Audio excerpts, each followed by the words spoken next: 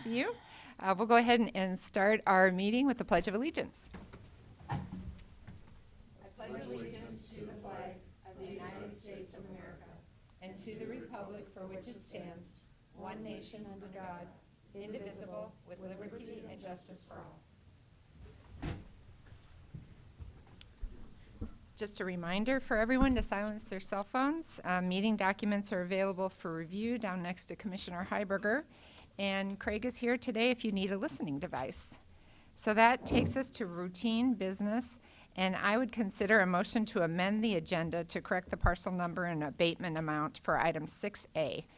Madam Chairman, I make a motion to amend item number 6 to correct the partial number and abatement amount for 6A to parcel number 86249 in the amount of $616.33. Second.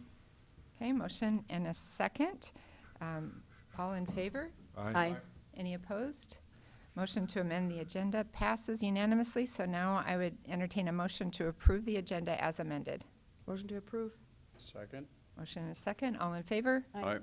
Any opposed? Motion passes unanimously. Thank you. That takes us to item 2, to approve the commission meeting minutes from October 15th, 2019. Move for approval. Second. Motion and a second. All in favor? Aye. Aye. Any opposed? Motion passes unanimously. Next item is bills to be paid in the amount of $4,466,058.29. Pay the bills. Second. Motion and a second. Any comments? Commissioner Heiberger. Say the capital project, which is our jail, was over $3 million of that total. Thank you.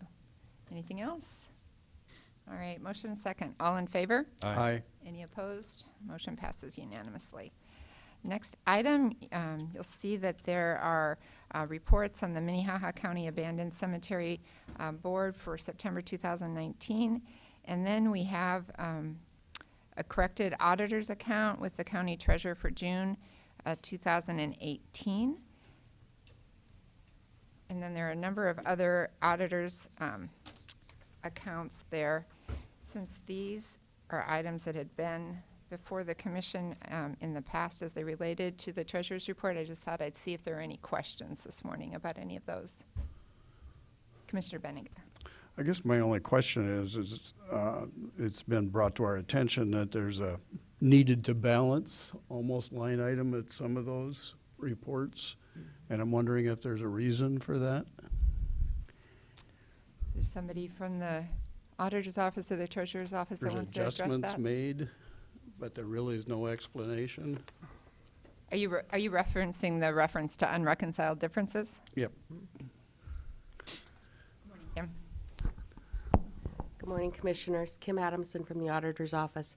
Those differences are truly unidentified variances between the book balance and the reconciled bank balance. Is there any explanation? I mean, that's pretty unusual. Through the first month that shows a variance, I believe, is August or September. And up until that point, we had no variances, so it is very unusual when we've ever had an unreconciled difference. Okay. Commissioner Karski. We had this conversation a little bit last week, and there is a lot of money that goes through those accounts, but I know that the city, from my understanding, doesn't balance the cash 100%. I mean, when you look at the ratio, it's very, very small. Am I wrong in assuming that, or am my understanding of that it's not totally out of line, and that even the city has a small balance like this that's unreconciled every month?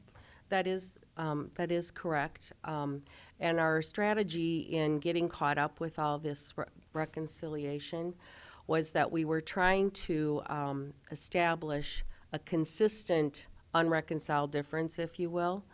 And if we could get to a consistent amount, we would make an adjustment to write it off. In this case, our book balance is actually lower than the reconciled bank balance, so it implies that there's some unrecorded receipt of some sort. And so we would actually be increasing the cash balance on our books if we were to just record this difference. Heiberger.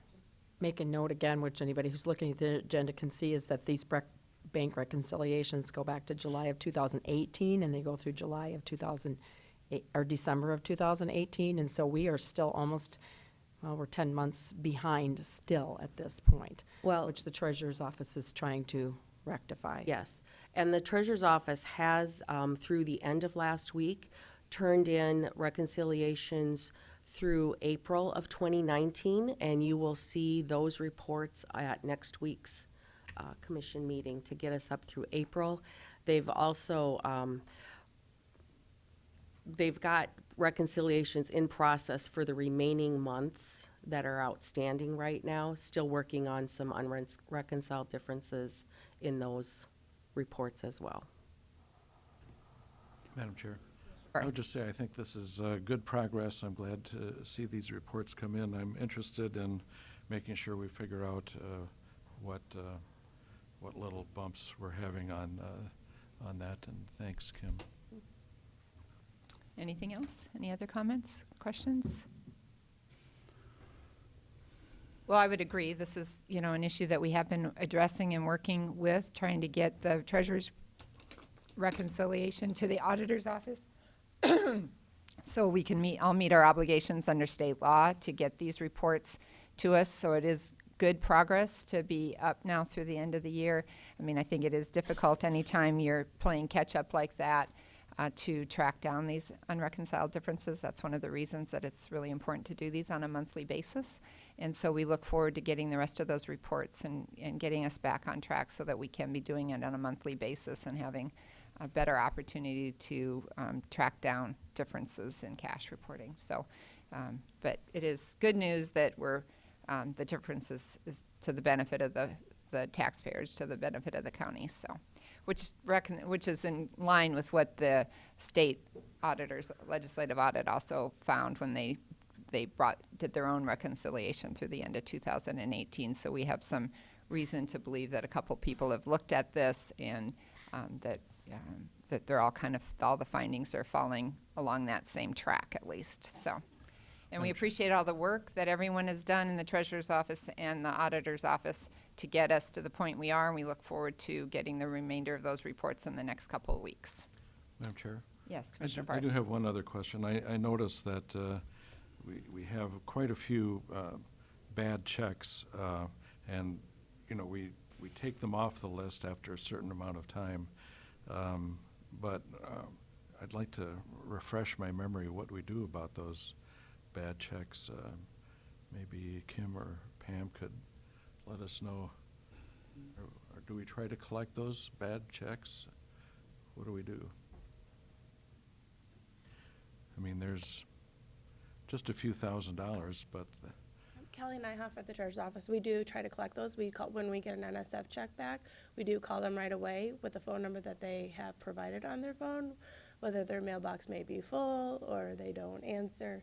And then I have been sending out just a letter if I hadn't, and explain to them I have tried calling them. So some people have come in and paid. After a certain period of time, we do go and put them on. I know Amy goes and sends out an affidavit of mailing letter to them, explaining about their NSF check, and then there's a process. Then we issue a warrant out for their arrest for the NSF check, and then it goes up, and we can get it on to a collection for the cars, so that when they come in and do their car titling, they'll be showing a collection out on there. Madam Chair, so if they And write some a of them bad just check, don't come. do come we in and pay it. do we give them an additional charge for? It's a $40 NSF fee on top of whatever check that we get back. And if it happens to be a property tax check that comes back, we reverse their tax payment. Thank you. Yep. Thank you. Okay, any other questions? All right, that takes us to item 5, personnel actions. I'd consider a motion to approve routine personnel actions. So moved. Second. Motion and a second. All in favor? Aye. Any opposed? Motion passes unanimously. Good morning, Carrie. Good morning, Carrie Deaver from Human Resources. It is time for our annual presentation on our health and our dental insurance. Thank you, Trish. All right. As you remember, we're a self-insured plan, so we take in the revenue from premium contributions from both employees and then from the county and use those funds to operate our own insurance plan. So we determine what the coverage level will be, what kind of coverage or healthcare issues we'll cover as part of the plan. Every year when we look at this, there are several factors we look at to determine what we should do for premium increases the following year. We look at our current claims. We try to determine what we expect claims will be in the upcoming year. We also consider the premiums we pay for our stop-loss insurance, which is our reinsurance. And then we look at the administrative fees that we pay for operating the plan. We do that analysis for health and dental separately. Even though health is the bigger one, I'm going to start with dental because it's fairly straightforward this year. Every year you see these charts, I give you 5 years of history. So in the columns in front of you, you'll see the dental claims since 2014 through what we're anticipating will end 2019. In addition, you see a column for our admin fees. So if you go down to the annualized line under plan year, you see that we're anticipating ending our year around $407,000 in dental claims, and we'll have paid about $15,000 in administrative fees for the year. Projecting the claims for the future is always the tricky part.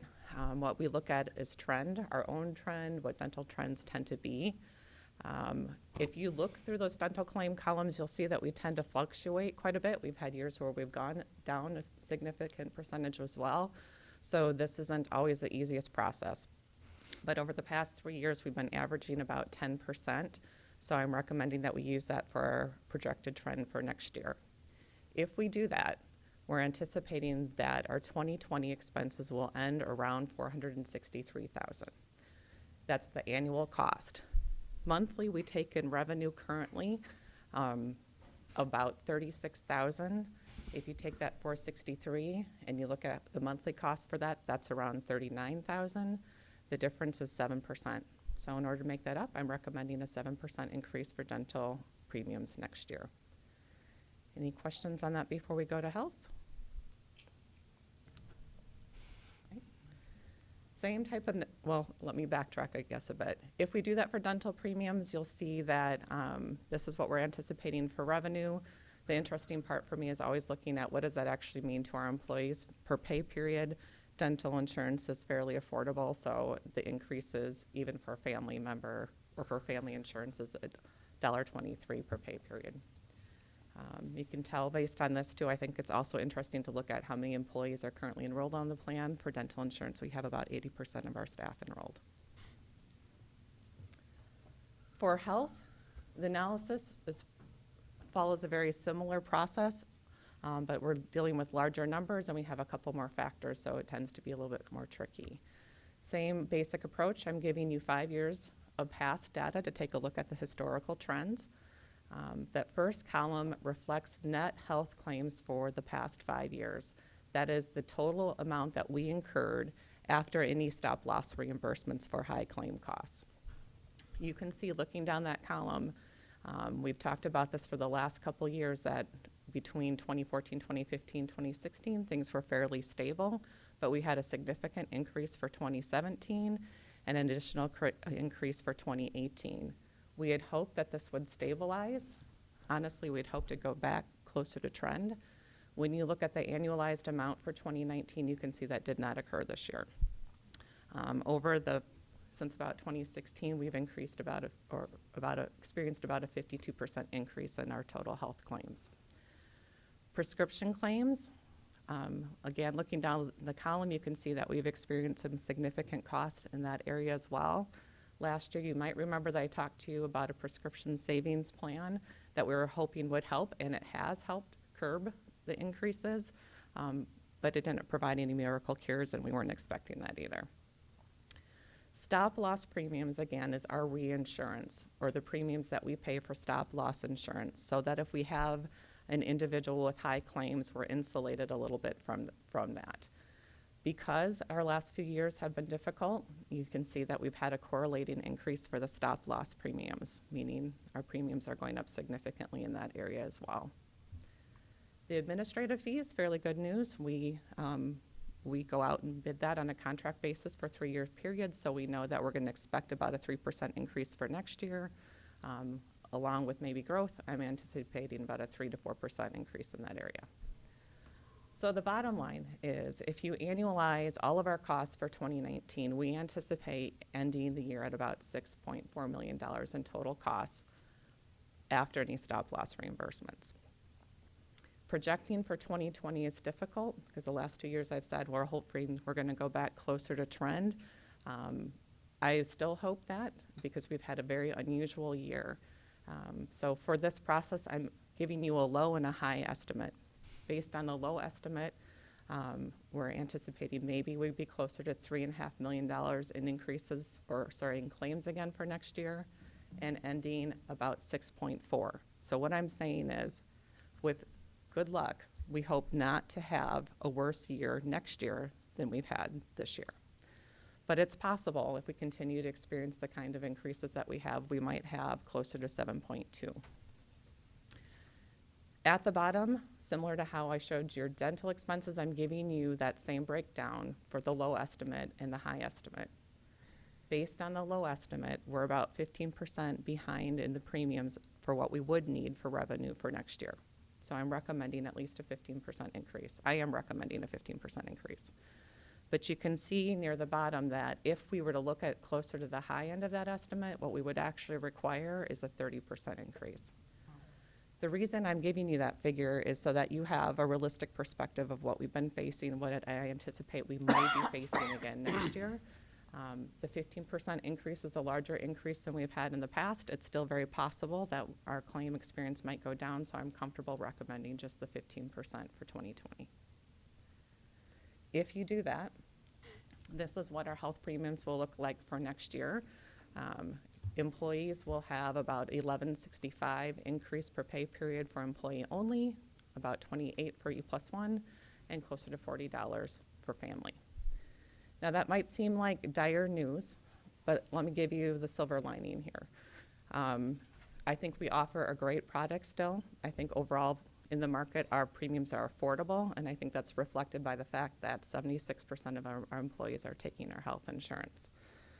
Also, to give you a little history, this is our premium increases since about 2005 for both Sanford and the Avere network, as well as our dental insurance. And just a reminder, when you see Sanford and Avere in those columns, it's not Sanford's insurance, it's not Avere's insurance, it's Minnehaha County's insurance using those networks.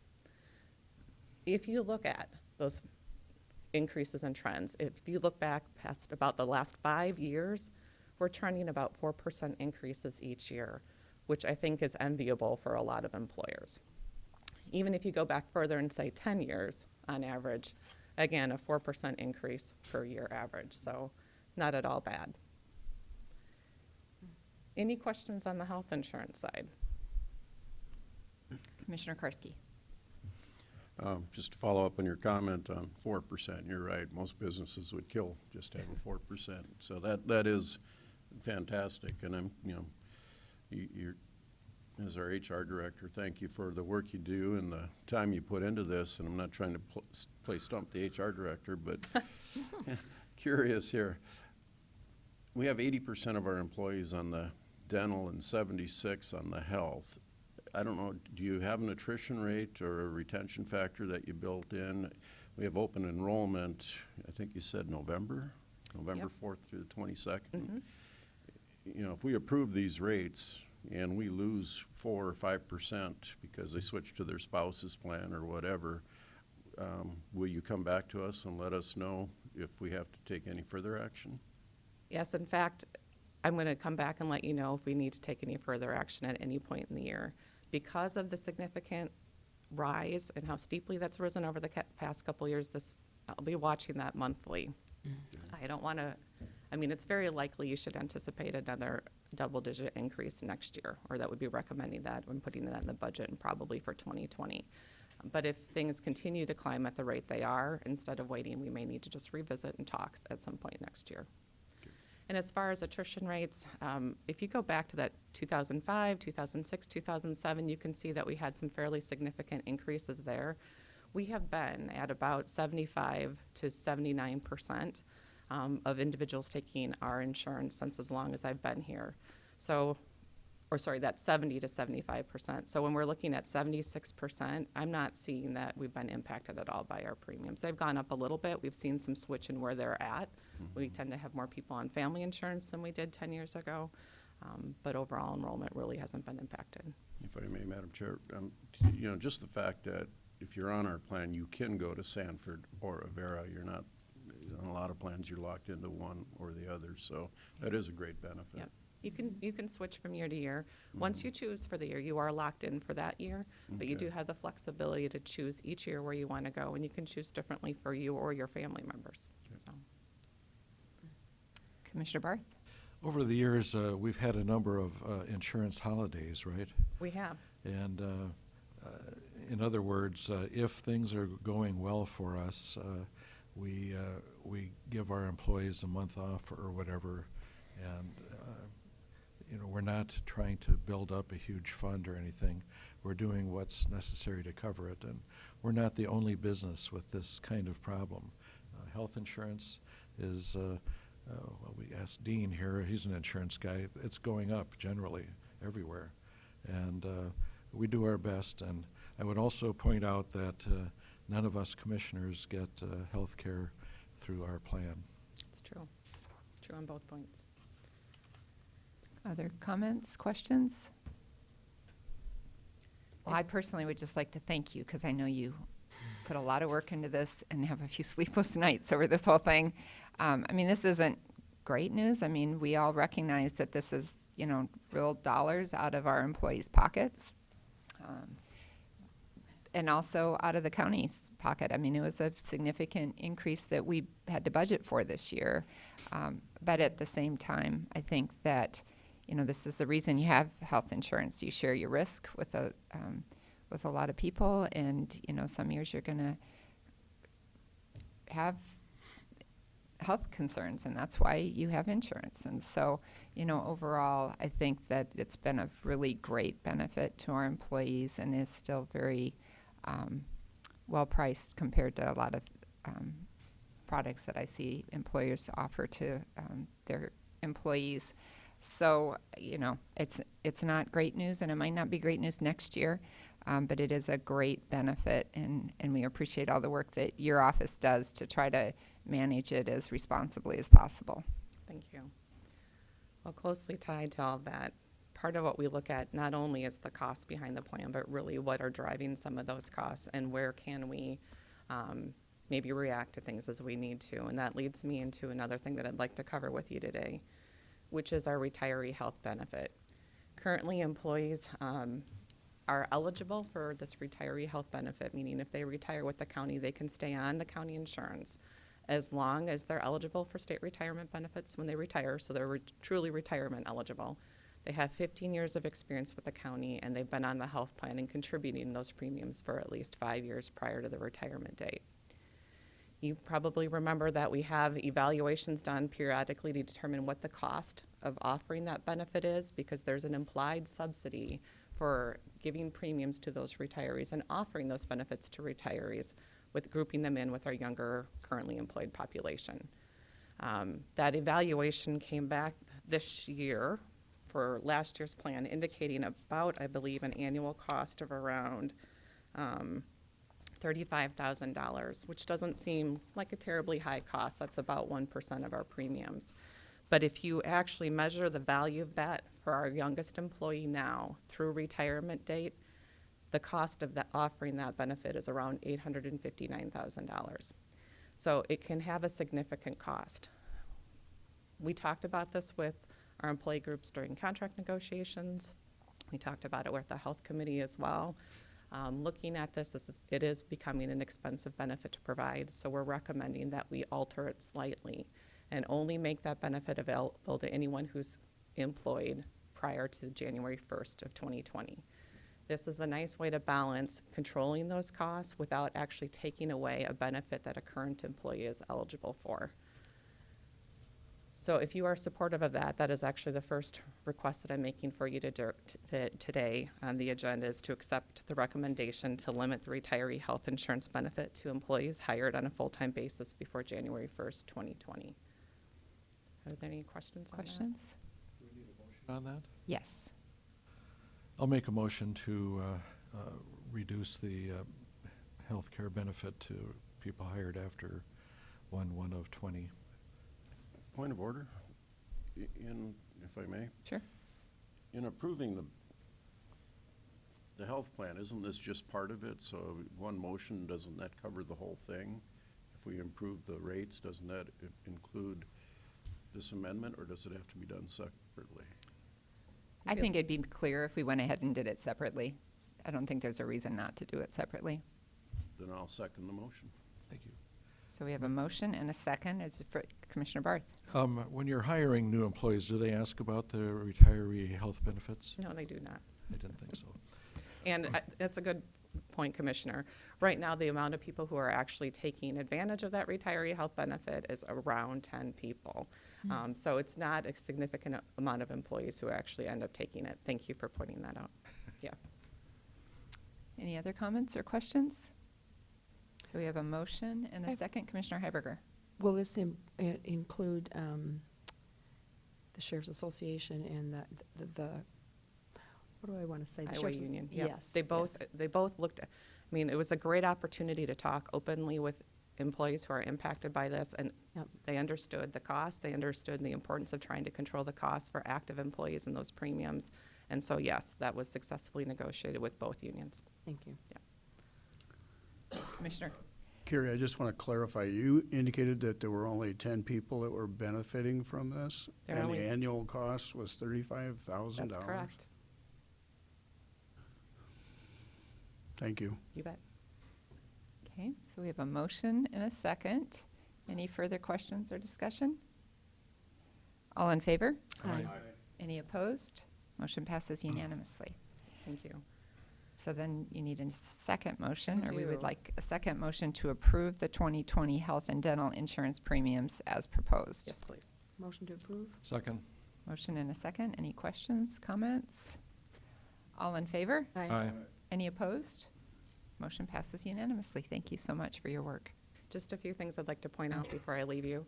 We're going to do open enrollment this year through Munis. So for any employees who are listening, there'll be a new opportunity to try that program, which will hopefully be a little bit more seamless. So we're looking forward to trying something that will hopefully automate and make the process much easier for everyone.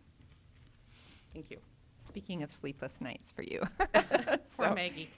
Yes, well, we appreciate the work you and Maggie do, and I anticipate that that will be a learning experience, but a successful transition as well. That's got great benefits for folks that take advantage of it, so. All right, Knocking on wood. Thank you. thank you. Poor Olivia, are you okay? I'm sorry. No, it's okay. You can go get something to drink if you need. I got, Okay. thank you. Okay. All right, so that takes us to item 6, abatements recommended for approval. Good morning, Crystal. We're looking at parcel 86249, a veterans exception for 2018 property tax in the amount of $616.33. Good morning, Commission. Chris Lilly, Equalization. Yeah, before you is another veterans abatement where his award date fell midway through the year, so I'm recommending it for approval. He wasn't qualified on November 1 of 17, but received that award date in 18, so we're recommending that partial exemption for the time of the year that he received it. Motion to approve? Second? Motion and a second. Any questions, comments? All in favor? Aye. Any opposed? Oh, I'm sorry, roll call vote. Benega, Aye. Heiberger, Aye. Karski, Aye. Barth, Aye. Bender. Aye, motion passes you. unanimously. Thank you so much. That takes us to item 7, notices and requests. Authorize the auditor to publish notice of sale by public auction on Iron Planet, October 31st, 2019, for various highway department surplus equipment. DJ Boothie?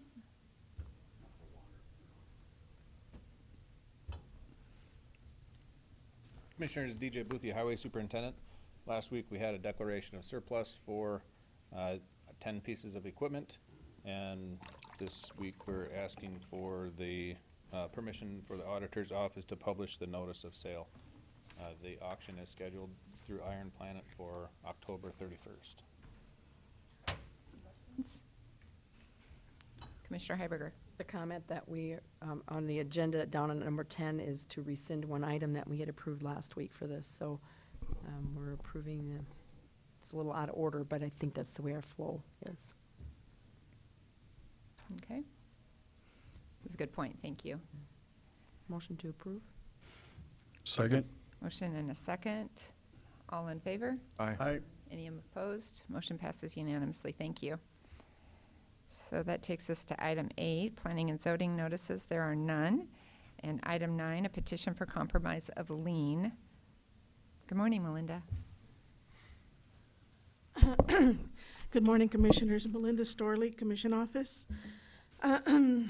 This request for compromise of lien is for DPNO 4687 in the amount of $3,170.08 and DPNO 63303 in the amount of $508.83.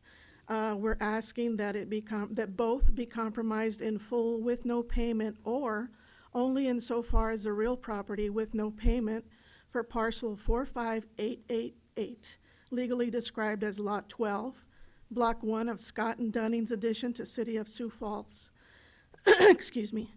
The petitioner was noticed on July 16th by the Treasurer's Office that her property would likely be listed on the upcoming tax deed auction this year unless she was able to pay 6 years of back taxes totaling $6,404.06 plus interest and penalties.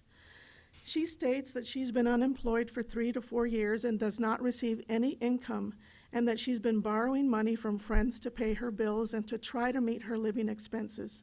Along with her financial challenges, she is experiencing ongoing health issues and has applied for disability but has not been approved at this time. The balance of each lien represents poor relief and public defender fees. She is asking for your support so that she can move forward with the sale of her home. There is a real estate transaction in progress at this time. The home has been sold for $69,000 and is expected to close October 31st, 2019. There is no mortgage on the home, and with the sale, she will pay for the property back taxes and satisfy 3 judgments totaling $19,051.60 plus interest and penalties related to those debts. She also hopes to address a recent notice to pay a $20,000 bill for hospital expenses. The petitioner and her realtor were going to attend today, but do not appear to have arrived. Thank you. Are there questions for Melinda? If there are no questions, I'd entertain a motion.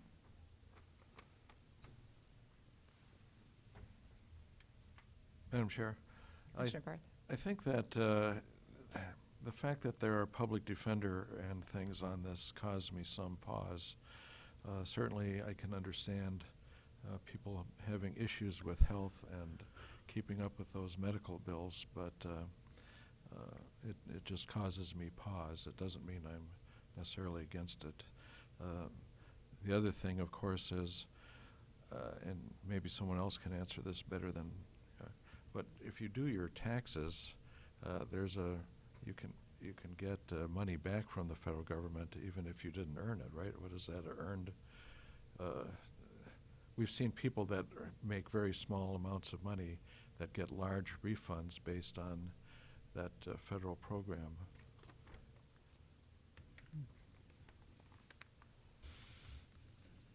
Maybe someone else knows. Not with enough confidence that I would comment on it, so. Was there a motion hidden in there somewhere? Not yet. Okay. Any other comments or motions? Commissioner Karski. 2 things. One, I think it's called redistribution of wealth, but that's a whole nother subject. The second one is, and this is up for tax deed sale. I mean, if we approve the DPNO, we still get the property taxes, but we aren't able to collect the judgment or the lien for the public defender, et cetera. If it goes to a tax deed sale, we would collect everything, I imagine, because we have that lien, unless I don't understand the process correctly. If somebody can correct me if I'm wrong. So I'm seeing heads nodding. attorney would like to comment on that, or if you're able to?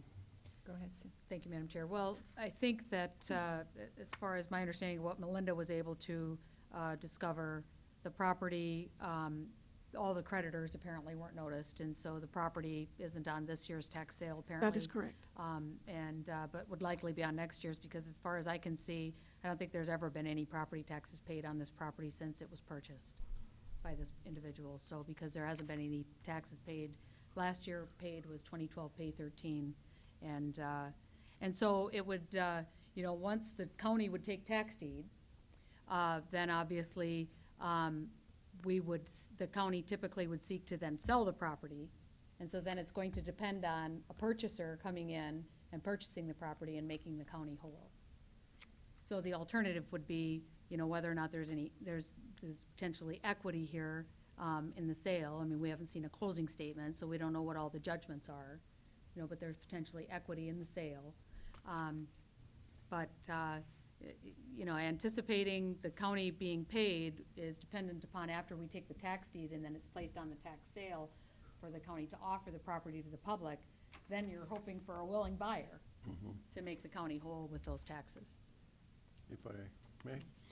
The one person that gets left out of this conversation is the person wanting to buy this property, who will become, assuming, a property taxpayer and hopefully a proud homeowner. So, I'd hate to leave, you talk about a willing buyer, I hate to leave that person out of this conversation or consideration, because if we don't approve this, whoever's hoping to buy a home next week won't have a home to move into, which is, makes it a whole lot more difficult to deny this.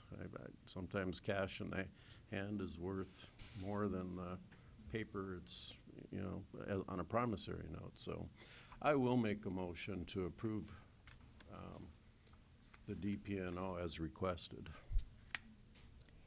Just a point of clarification. So are you're completely removing the debt and not from the property and the person, not just from the property? Correct, yeah, but the property taxes, assuming would not be removed from that, they would be paid. Okay. Commissioner Heiberger looks confused. Yeah, I'm a little confused. I was going to suggest, before he made a motion, that we remove it from the home so they can sell the home, but leave the lien against the person. So then in the future, if there's anything left in her estate, or if she comes into some money, she'd still have to go back and pay this. Am I correct in that assumption? So if we leave these judgments against her, she's still responsible for them. Correct. From Commissioner Karski to remove it from the person and the property. I don't have a second. Is there a second to that motion? Okay, motion appears to die for lack of a second. Madam Chair? Commissioner Barth. I appreciate Mr. Karski's motion, and I certainly, if this money is owed to the people of Minnehaha County, and I wonder if we couldn't ask the applicant to make us an offer, especially considering that they had enough money to buy drugs, but they don't have enough money to pay their bills.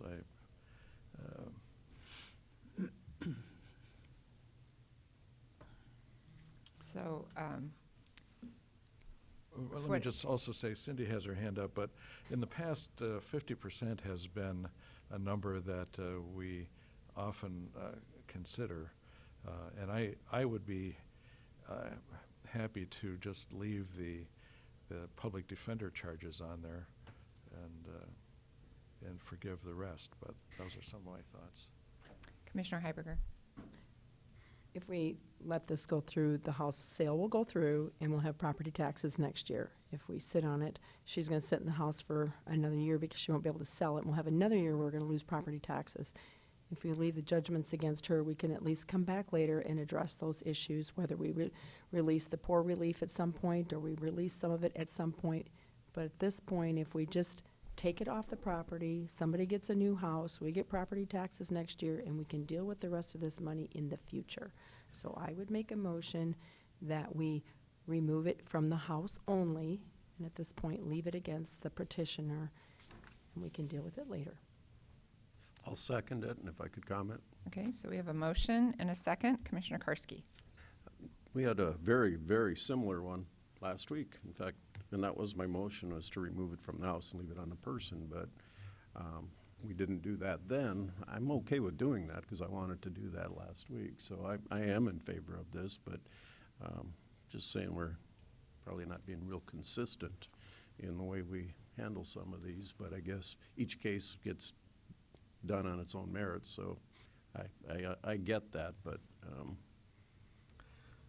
Commissioner Barth.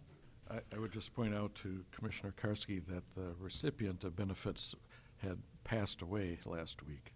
The fact that the spouse still had them on their account is a different thing. But in this case, the sale isn't scheduled till the 31st, and we meet again next week. Maybe they could make us an offer. We have okay, Commissioner Heiberger. One more comment. I would just comment by looking at the narrative here that this person doesn't have any money to offer, that there's no money. Okay. Any other comments? They will on November 1st.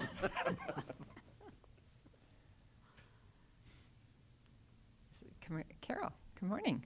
Thank you, Carol Muller, Commission Office. And the sheets that you're looking off of can be confusing to read. They're computer printouts.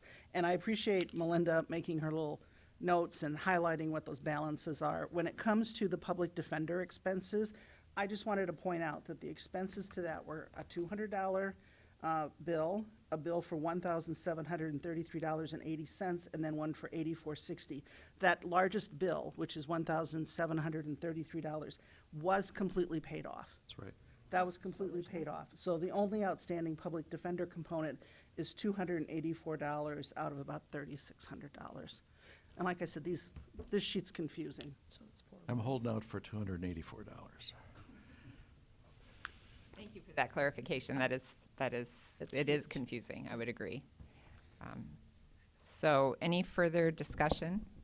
It's been lively so far, so Commissioner Heiberger. I'll just throw in one more thought. I appreciate the clarification because looking in this and not trying to total it all up, it looks like most of those costs were public defender costs, which they're not. They're poor relief costs, which normally we do forgive poor relief costs in a heavy case, so. So we have a motion and a second.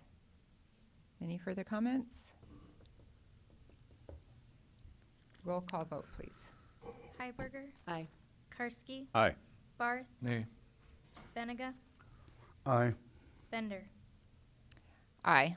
Motion passes 4-1. Thank you very much. Thank you. It was 4-1 last week, too. Are consistent. All right, this is our opportunity for public comment. If there's anyone here today who'd like to speak about something that's not on our agenda, this is your opportunity. Seeing people leaving instead of mobbing the mic, we will go on to our regular business. So the next item is item 10, where we'd consider a motion to rescind a commission action taken at the October 15, 2019 commission meeting declaring a Highway Department Polaris Ranger 900 unit number 6030 as surplus for sale. DJ Boothie. Good morning, Commissioners. DJ Boothie, Highway Superintendent. Last week, we requested a declaration of surplus for 10 individual units, including the 2012 Polaris Ranger. After making that declaration, I became aware, some of our maintenance staff that hadn't previously used this piece of equipment, that they would benefit from the use of it. And so they requested that we keep this unit and allow them to use it. And so through some conversation in our department, we decided that that would be acceptable. And so finding out now the means to do that, we are requesting you to rescind the declaration to surplus the 2012 Polaris Ranger, unit number 6030. So the maintenance crew can continue to use it. So moved. Second. Motion and second. Any questions, comments? Roll call vote, please. Karski, Aye. Barth, Aye. Benega, Aye. Heiberger, Aye. Bender. Aye. Motion passes unanimously. Looks like you get the next several items, DJ. So moving on to item 11.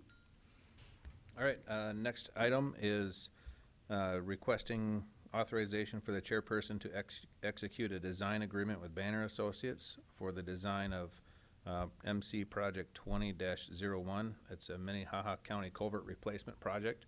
We have 3 different culverts in 3 different locations that we are requesting design services for replacement. One of them is at Wall Lake. One of them is just west of Highway 11 along the northern border of the county. And one of them is over on the eastern edge of the county, just north of County Highway 130. All 3 of these culverts we've identified throughout the course of this summer of having damage due to some recent flooding and high flows. And so we are going to be completing the survey, hydraulics, design, and bidding services with this agreement. And the agreement was with Banner Associates for $55,500. And I can stand by for any questions on this agreement. Any questions for DJ? Motion to approve. Second. Motion and a second. I just note that I had an opportunity to visit with a Minnehaha County resident, rural resident, this past week and talk. There'd been some culverts that had been replaced out near their property, and just how tremendously appreciative they were, given all the rain that we've had, and what a great job it did keeping the water where it was supposed to be. So these are great projects. We have a motion and a second. All in favor? Aye. Any opposed? Motion passes unanimously. So that takes us to item 12, which is to consider a motion to approve and authorize chairperson to sign a right-of-way purchase agreement to acquire a parcel of land to rebuild County Highway 110. Commissioners, again, with culvert replacements, next year, we're planning a number of different culvert replacements. One of them is on County Highway 110, and at this particular property location, we are replacing a culvert, and at this location, we don't have 100 feet of right-of-way. And so in our negotiations with the adjacent landowner, we are purchasing 10 additional feet of right-of-way along the length of their property in order to get the full right-of-way swath through there. The project is simply a culvert replacement scheduled for 2020, and they're agreeable to this, and so requesting your authorization for the chairperson to execute the right-of-way purchase agreement. So moved. Motion and a second. Any further discussion? All in favor? Aye. Any opposed? Motion passes unanimously. Okay, that takes us to item 12, which is consider a motion to approve and authorize the chairperson to sign a right-of-way purchase agreement. Oops, sorry. We're on actually item 13. Yeah. Consider a motion to approve and authorize the chairperson to sign of right-of-way purchase agreements to acquire 4 parcels of land to rebuild County Highway 149. Commissioners, in 2020, we're expecting to start reconstructing County Highway 149 from County Highway 122, which is the northern limits of where we completed the reconstruction 2 years ago, up to the southern edge of the city of Colton, or the municipality of Colton. And it is several years away, but we are starting to work on the preliminary design and the right-of-way for this corridor. We have a lot of right-of-way issues along this corridor. Specifically, we have about 44 parcels that are owned by 24 or 25 different landowners. We sent out letters a few weeks ago, the initial letters stating that we are working on the design for a project and that we want to meet with these landowners and start negotiating right-of-way purchases. And we have met with these landowners, and they are agreeable to the negotiations, and we are requesting the chairperson to execute the right-of-way purchase agreements. Any questions? Move for approval to approve the right-of-way purchase. Second. Motion and a second. All in favor? Aye. Any opposed? Motion passes unanimously. Thank you very much. Thank you. So that takes us to item 14, liaison reports. Are there any liaison reports? Commissioner Karski. Met with our highway super last Friday, kind of discussed things met for about an hour, I guess. I guess the big thing that came out of that for me was we're gearing up for next year's construction season, and we'll be seeing bidding activity and projects starting to be let, so getting ready to spend some money again. And then the second thing is also had a Minnehaha County Economic Development meeting. We meet monthly with the Lincoln County Economic Development Association, and we're going to have our joint annual meeting on Thursday, November 7th at the downtown Holiday Inn. All the commissioners received an invite if you'd like to attend. The Deputy Commissioner of the Governor's Office of Economic Development, Mary LaHecca, I believe is her name, will be attending. So Makita and Lakita, it's an interesting group and monthly meeting. I do make most of them, about 80% of them, I believe, and enjoy the information and appreciate being able to serve on that board and taking part in it. So just so you're aware, if you want to know more about what's going on, we do have an annual meeting Thursday, November 7th. All right, thank you. Any other? Commissioner Barth? I had a few interconnected meetings. East Dakota Water Development District, we approved some money to a professor at SDSU to look at finding ways to let the water soak into the ground rather than run off. There's some technologies that could be deployed. We talked quite a bit about flooding on a couple of lakes, including Lake Poncet, and how all these lakes are flowing in and it's not flowing out fast enough for folks. And we approved some money to a couple of small towns, Nunda and White, to study their drinking water and also their sanitary sewer. And one of those towns commented that they were unable to run a video camera through their sanitary sewer pipes because they're blocked. Well, just for the folks out here, we are south of those people. So if that stuff isn't being treated properly, it's coming our way. And so that's good stuff there. Then we also talked about at the Conservation District, Minnehaha County Conservation District, we talked about water quite a bit, including the Renner Sanitary District, which more will be coming on that eventually. But the repercussions of high water this year, we're still feeling them, and more action needs to be taken. Thank you. Anything else? I just note that Commissioner Heiberger and I attended the MacArthur Safety and Justice Committee meeting last week, which is a kind of interdisciplinary committee of folks from the courts and from the state's attorney's office and the sheriff's office and the city.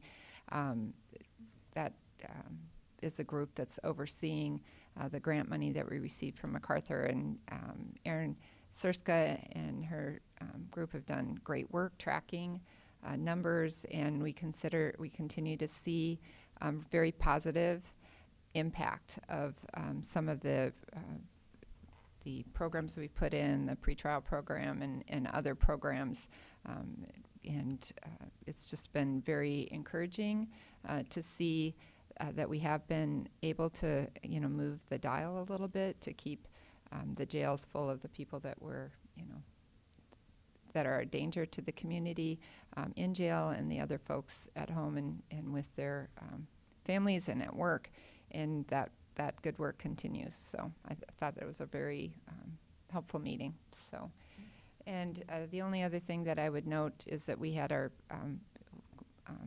we meet about twice a month on the jail progress with the contractor and the folks working on that project. That project continues to go very smoothly. It's on track to be done on time and under budget. So it's been a good group. Commissioner I would just throw on to that jail committee thing. There was a lot to do at the very beginning, a lot to do. And now it's flowing very easily without as great an effort. I mean, we were having 3-4 hour meetings traveling to look at jails and other places, et cetera. And now it's really going smoothly. Yeah, which is a function of the good legwork that was put in at the beginning and being able to put together a really good team. So we're all reaping the benefits of that right now. All right, anything else? If not, takes us to item 15, new business. Any new business?